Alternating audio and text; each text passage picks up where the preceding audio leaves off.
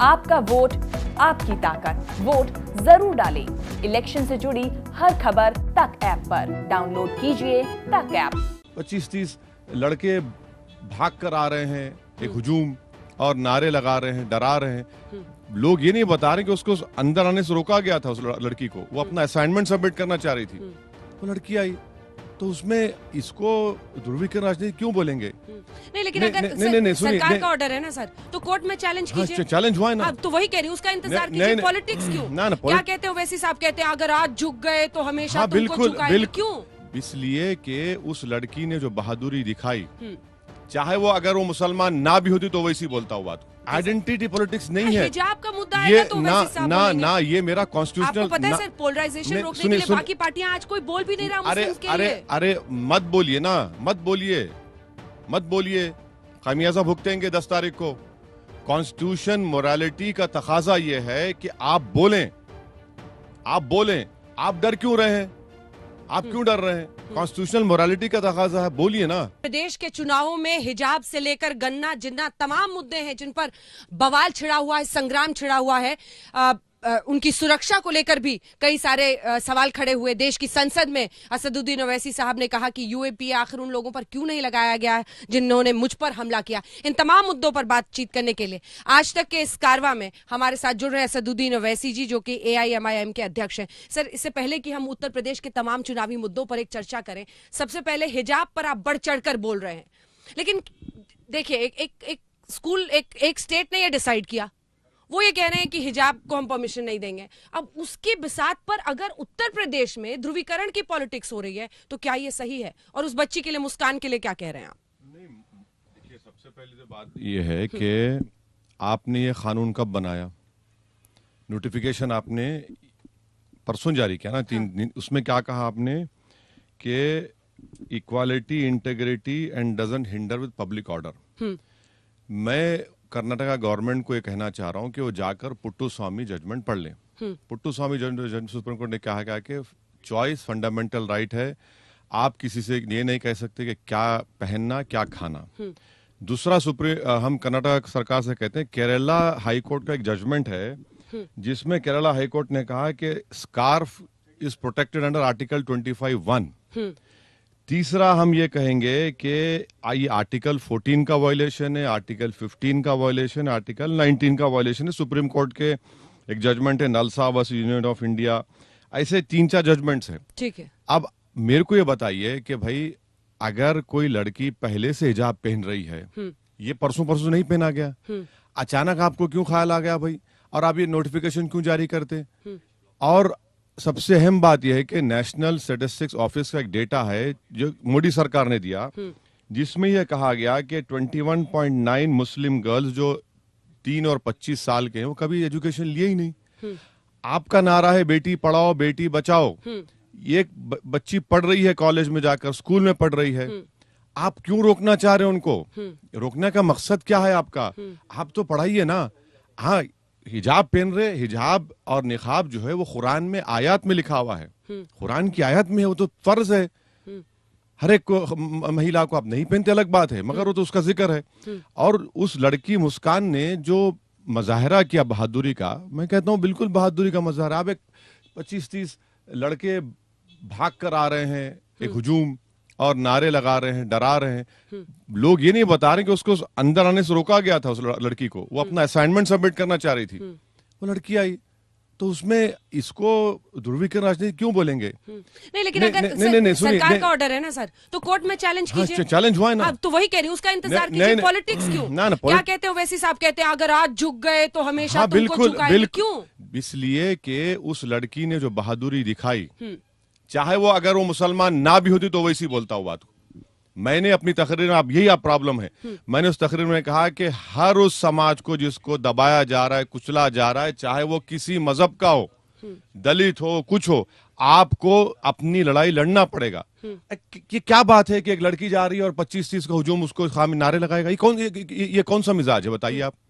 ये नहीं, क्या ठीक है, उसके खिलाफ एक्शन होना चाहिए, लेकिन आइडेंटिटी पॉलिटिक्स पे आप क्यों इतना थ्राइव करते हैं? आइडेंटिटी पॉलिटिक्स नहीं है हिजाब का मुद्दा ये आएगा तो ना वैसे साहब ना बोलेंगे। ना ये मेरा कॉन्स्टिट्यूशनल आपको पता है सर, पोलराइजेशन नहीं, रोकने के सुनिए, लिए सुनिए। बाकी पार्टियां आज कोई बोल भी नहीं रहा अरे मुस्लिम्स के अरे लिए। अरे मत बोलिए ना, मत बोलिए, मत बोलिए, खामियाजा भुगतेंगे 10 तारीख को।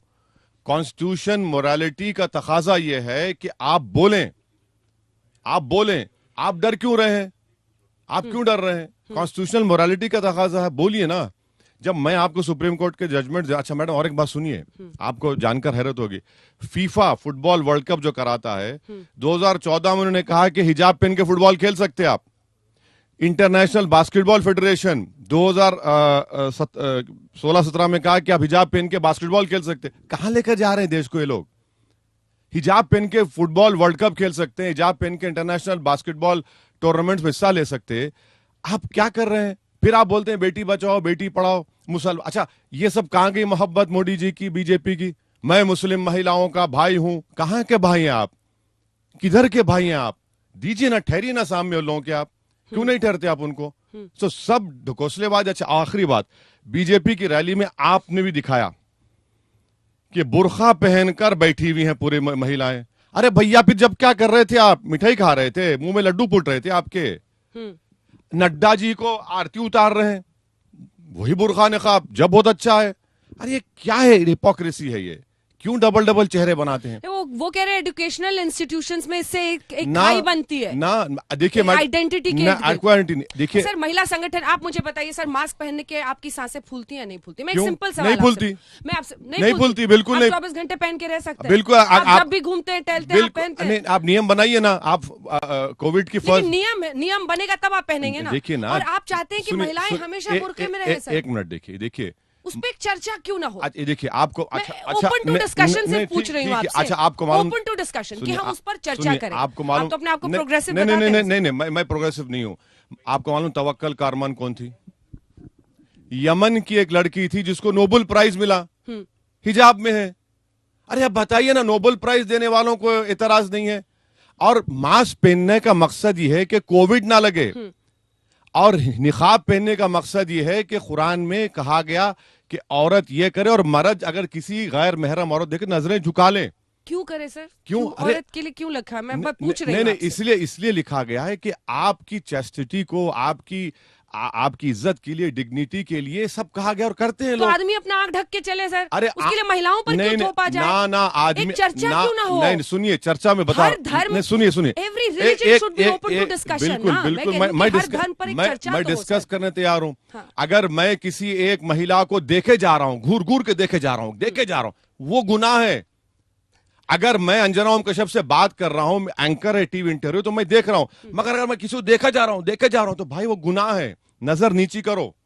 मर्दों के लिए वो भी हुक्म है, खासी महिलाओं के लिए नहीं है। लेकिन पुरुषों के लिए तो कुछ बनाया नहीं ना क्या? अपने कपड़े में, किनकी आंखों पे पर्दा ना डाल दो, कपड़े है, इनको कहो चुप के बच के बैठने को सर। ना मर्दों के लिए कपड़ों, पूरा ओनस औरतों पे नहीं क्यों? मर्दों के लिए कपड़ों का हुक्म है। बाल ना दिखे, किसके?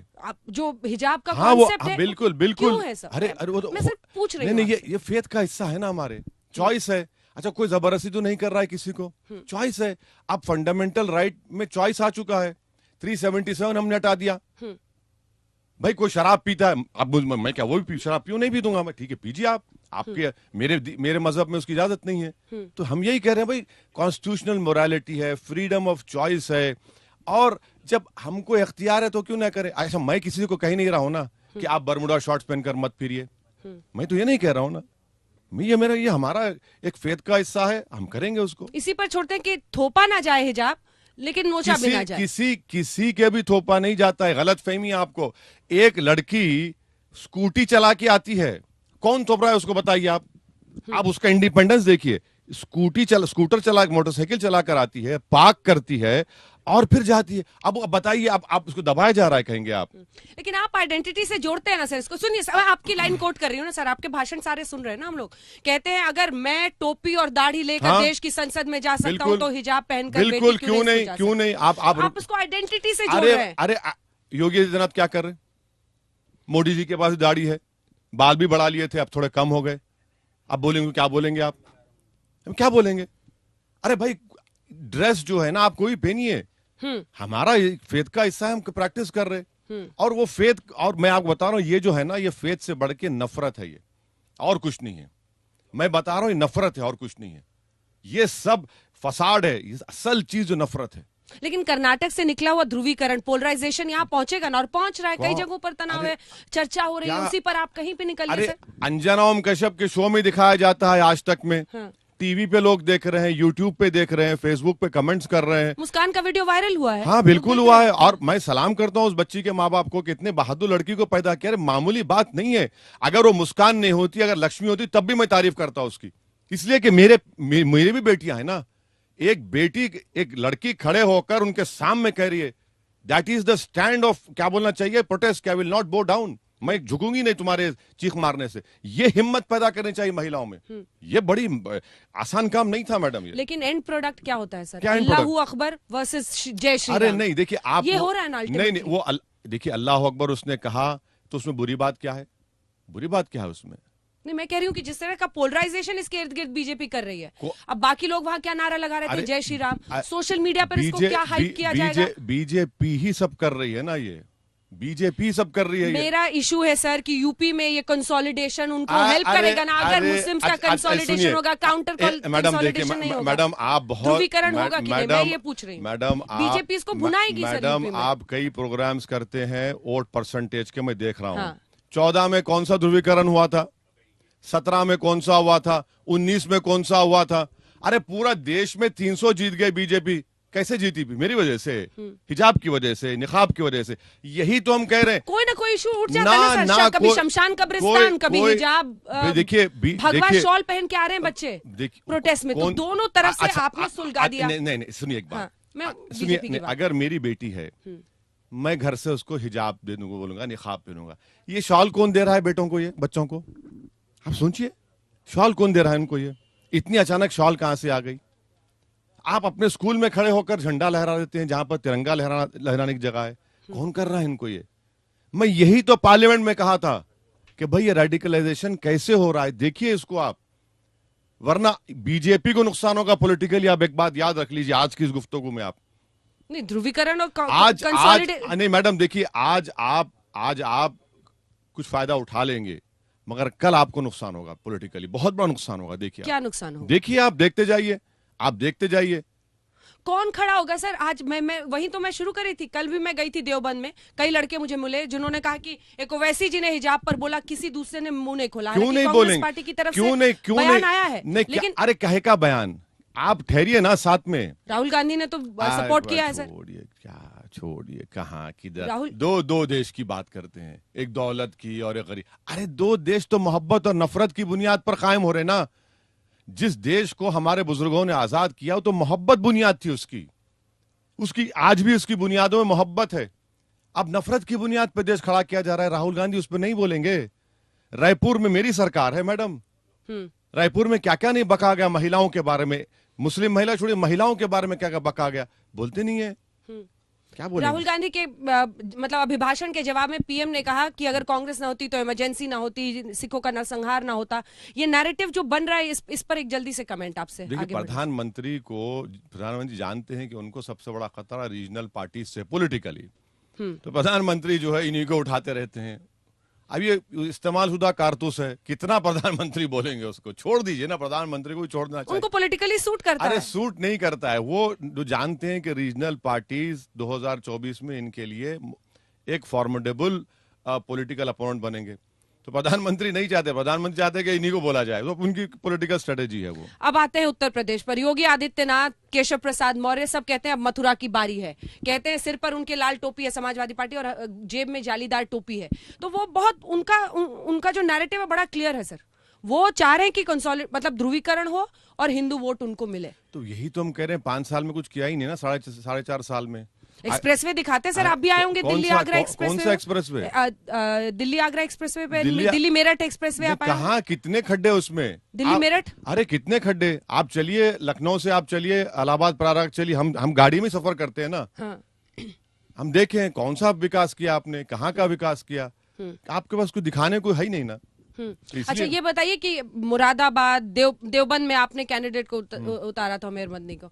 आप भी ऐसी सीटें खोज खोज के पहुंच रहे हैं जहां पर 30% से ज्यादा मुस्लिम अरे हैं। खोज खोज के क्या करेंगे भाई, हम पिछले 5 साल से काम कर रहे हैं, कैंडिडेट पर हमारे संगठन है, लड़ेंगे ना मैडम। खोज खोज के क्या करना है, खोज खोज के मतलब ऐसी सीटें आप खोज रहे हैं ना जहां पर लड़ने से फायदा ना हो। ना ना ऐसा कोई बात नहीं है। हाँ? खोज नहीं क्या मुस्लिम बहुल ना जो जीतने के लिए लड़ते हैं ना चुनाव, तो लड़ेंगे, क्यों नहीं लड़ेंगे, कोई बुरी बात क्या है उसमें।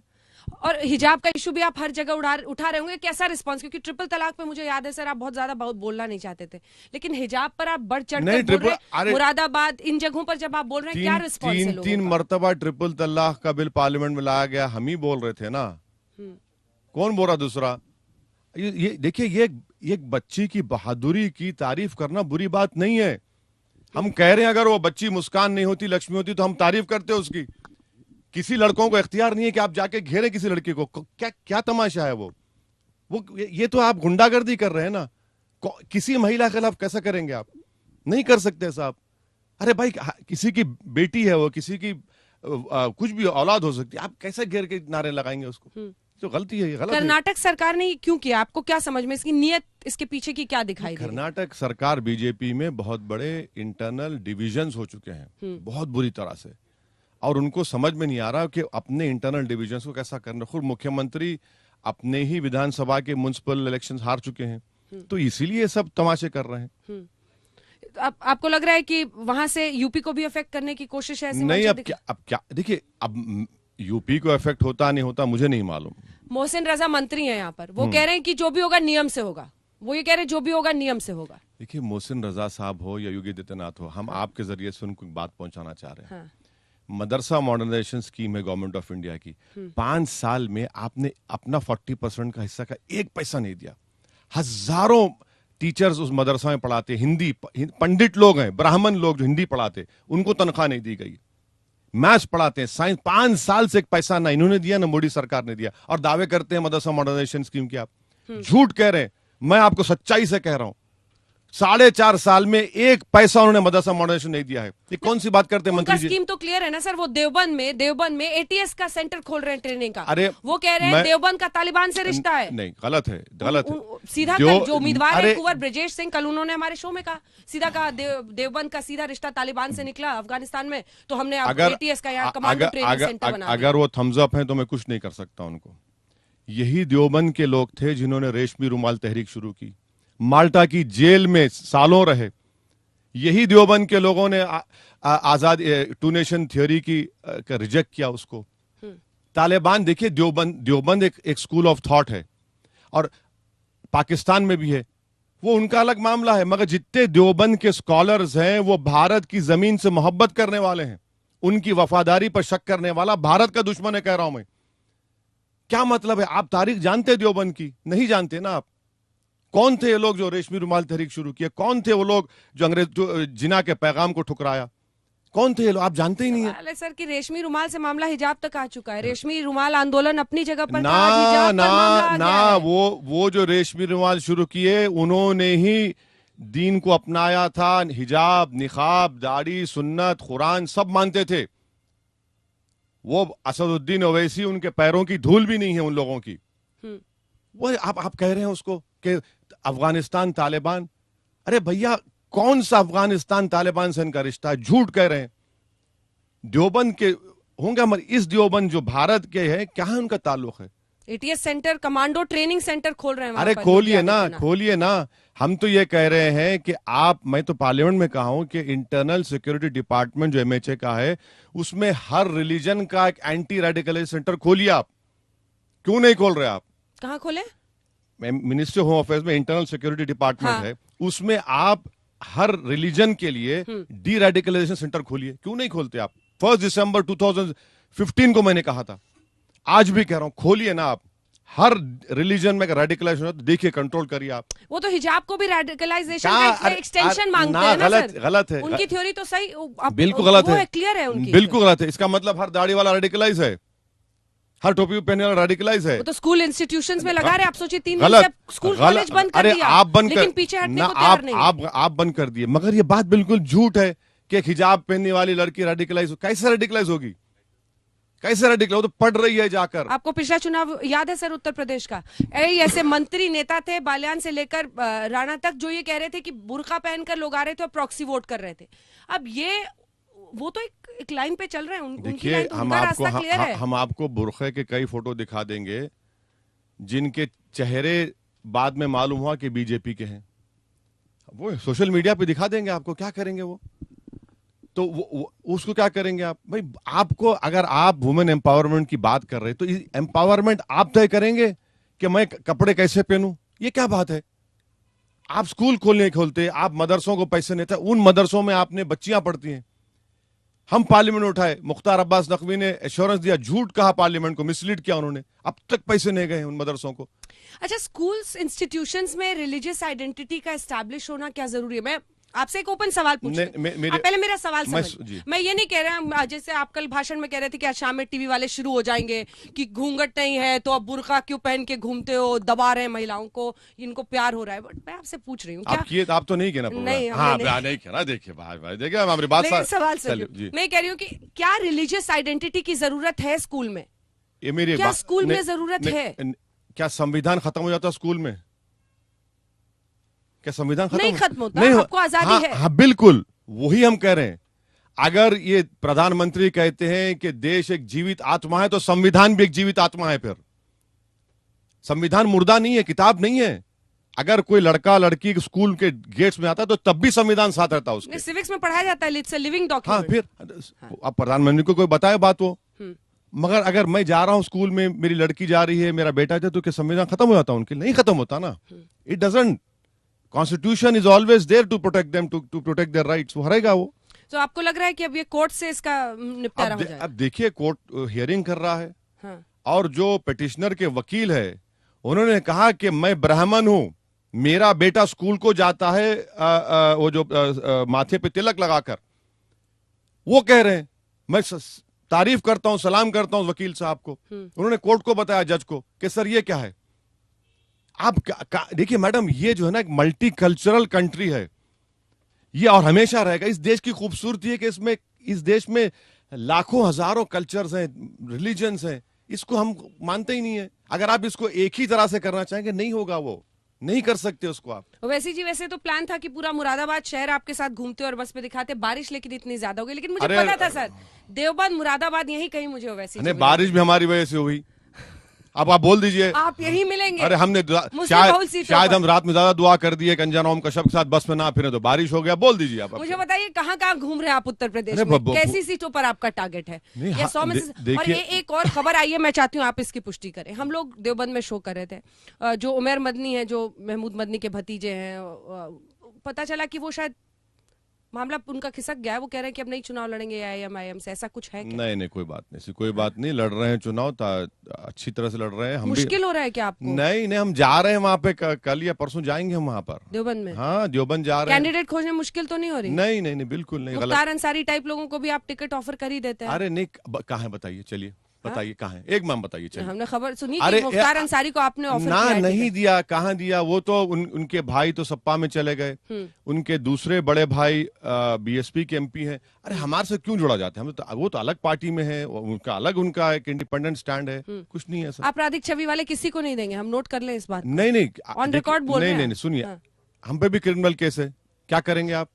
कोर्ट देखेगा ना। जब तक कोर्ट फैसला नहीं करेगा, हम कैसा किसी को क्रिमिनल घोषित कर देंगे? हमारे अख्तियार में नहीं है वो। आजम खान, नाहिद हसन को भी डिफेंड करेंगे आप? ऐसे ही मामले उन पर भी है क्या? जेल में जो लोग हैं उनको टिकट दिया जा रहा है। बीजेपी ने नहीं दिया किसी को, अभी एक को भी नहीं दिया बीजेपी ने। उनके पास तो 100 से ज्यादा हैं, जैसे वो खुद मान रहे हैं। हाँ, फिर लेकिन वही बात कहते हैं जो आप कह रहे हैं कि ये तो पॉलिटिकल मामले हैं जो हम पे दर्ज किए गए हैं। बिल्कुल, कोर्ट जब तक तय नहीं करेगा, आपको इख्तियार है इलेक्शन लड़ने का। कैराना में जिस शख्स का वीडियो वायरल हुआ, नाहिद हसन, सबको कह रहा था कि यहाँ से सामान मत खरीदो, व्यापारियों को यहाँ से पलायन होने दो, ऐसे शख्स को भी आप डिफेंड करेंगे? नहीं, ये नाहिद हसन साहब, उनकी फैमिली और उनकी पार्टी को बोलना चाहिए। मैं क्यों बोलूंगा उस बारे में?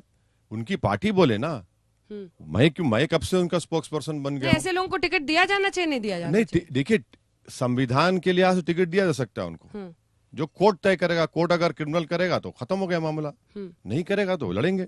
ठीक है। और कौन कौन सी मुख्य सीटें हैं सर जिस पर आपको लग रहा है कि बाजी टिकट? अब मैंने ऑनेस्टली लास्ट में बात करते हैं, कितनी सीटें कहाँ कहाँ पर आपको उम्मीद नहीं, हमने भागीदारी परिवर्तन मोर्चा का हम हिस्सा है, बाबू सिंह कुशवाहा साहब को के साथ हैं और अति पिछड़ा समाज के बींड कश्यप समाज के लोग हैं। इसमें हम कोशिश कर रहे हैं कि हमारा इरादा है कि अगर उत्तर प्रदेश जनता सत्ता देती है तो कुशवाहा साहब को मुख्यमंत्री बनाएंगे और हम करीब 100 के करीब विधानसभा की सीट पर इलेक्शन लड़ रहे हैं, पूरी मेहनत कर रहे हैं, अच्छी मेहनत कर रहे हैं। आखिरी के 2 सवाल जी जो सिक्योरिटी के आपको लेकर है, क्या उसमें बात कुछ आगे बढ़ी? क्या तस्वीर साफ हुई कि वो दोनों कौन थे, रेड और व्हाइट हुडी वाले जिन्होंने फायर किया? अब यही तो और Z+ सिक्योरिटी पर आप क्या कह रहे हैं? क्योंकि अमित शाह जी ने, गृह मंत्री ने देश की संसद में रिक्वेस्ट किया कि आप ले लीजिए। नहीं, मैं उनका शुक्रिया अदा करता हूं, मुझे नहीं चाहिए। मैं ये कह रहा हूं कि भाई आप ये देखिए रेडिकलाइज क्यों हो रहे हैं, क्यों रेडिकलाइज हो रहे हैं, क्यों ये लोग बंदूक उठाकर गोली चला रहे हैं, ये कौन इनके पीछे दिमाग दे रहा है? आप उनको रोकिए ना, ये भी तो पुलिसिंग का हिस्सा है, ये भी तो इंटरनल सिक्योरिटी का हिस्सा है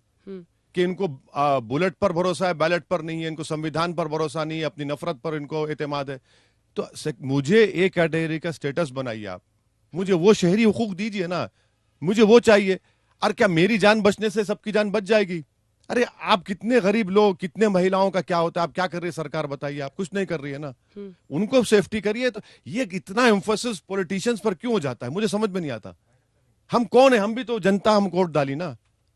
अरे हम तो आटे की नमक भी नहीं है, मगर इतना फोकस मुझे नहीं चाहिए। मैं 94 से पॉलिटिक्स में मैं कभी नहीं लिया, मुझे पसंद नहीं है ये बंदूक ब्रदर लोग अतराफ में फिरे। क्या क्या है ये, क्यों होना चाहिए? हम जनता के लोग हैं और मेरा तो खुद अल्लाह के करम से कोई रिकॉर्ड भी नहीं है कि मैं खुद पिछले पॉलिटिशियन और रहूंगा हमेशा। एक आखिरी सवाल, मेहनत तो आप खूब कर रहे हैं, पूरा घूम रहे हैं बहुत टाइम से उत्तर प्रदेश में, लेकिन सब कहते हैं अलग अलग जगहों पर जाकर दीवानगी आपके लिए है, दिल आपको दे रहे हैं, लेकिन वोट दे देंगे उधर अखिलेश को, क्योंकि उनको लगता है कि बीजेपी को अखिलेश और गठबंधन ही हराएगा। वो गाना है ना, दिल दिया है सनम तो जान भी देंगे, तो ऐसा ही होगा, फिक्र मत जान करो। देंगे आपके लिए, वोट हम देंगे, जान हम देंगे, हम बोल रहे वोट मिलेगा कि नहीं सर? हम बोल रहे तुम सीट नहीं मिलेगा तो फिर हम क्या क्या रह बोल रहे हैं? जाएगा? आप दिल दो, हम जान देंगे, बस इतना ही है। बहुत बहुत धन्यवाद आपका, शुक्रिया। असदुद्दीन ओवैसी जी, Thank you. हमारे साथ बातचीत करने के लिए। मुरादाबाद से ये चर्चा आपने सुनी असदुद्दीन ओवैसी से, जिनमें हिजाब से लेकर उनको ये यकीन है कि यहाँ पर वोट उनको मिलेगा।